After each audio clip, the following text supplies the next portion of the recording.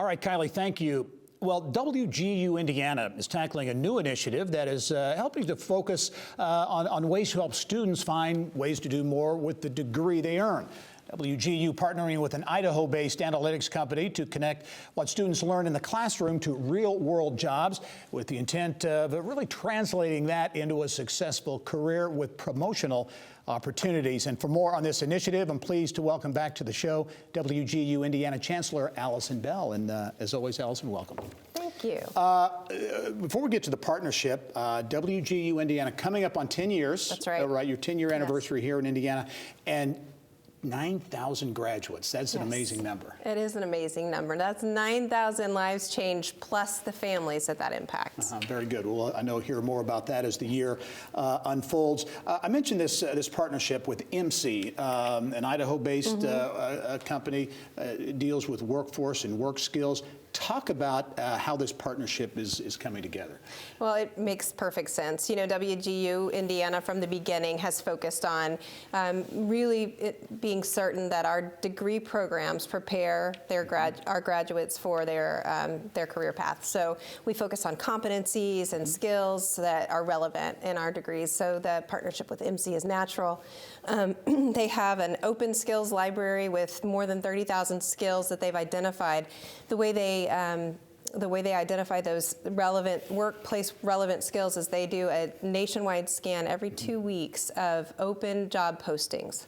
Yeah. And so with that skills library, they can match those skills to our degree programs and to use artificial intelligence to create these career maps to help our students even better understand how their degree programs really develop skills that are relevant. So how does that work for a student? If I'm a student at WGU Indiana, what does this database, this data, what does it actually do for me? So if you could break it down to actually the level of a specific degree, let's say you're getting an accounting degree in business, while they've always been able to identify the competency areas that they obtain through that degree, they can now look at these skills maps that are connected to that accounting degree, and it breaks those competencies down into specific skills that are connected to job openings in the industry. What that does is that empowers our graduates to be able to speak the language of the employer and to be able to market themselves more effectively, to say specifically, I have this skill that you are looking for in this specific accounting program. There has been a lot made of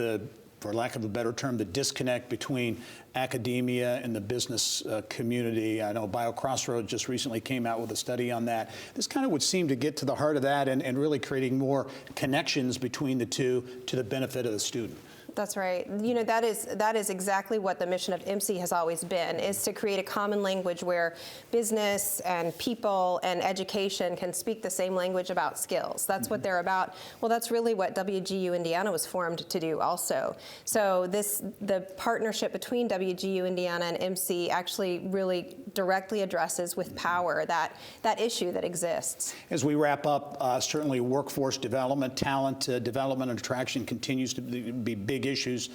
Talking with the governor on the show this week about that. As you look at kind of the landscape out there and efforts at WGU and other institutions, what do we see going on with that whole workforce development issue? Because it's a big one for Indiana. In Indiana, you know, I think as I've traveled around the state and talked with community and business leaders, you know, unemployment is at its lowest rate since 2000. It's 3%, but we every day talk with employers who are, you know, seeking good employees, you know, to fill that need. So we'll just continue to be a part of that solution. Very good. Alison Bell is the Chancellor of WGU Indiana. Soon will be 10 years here in the state and really working hard on workforce and other issues. Alison, as always, we'll talk to you soon.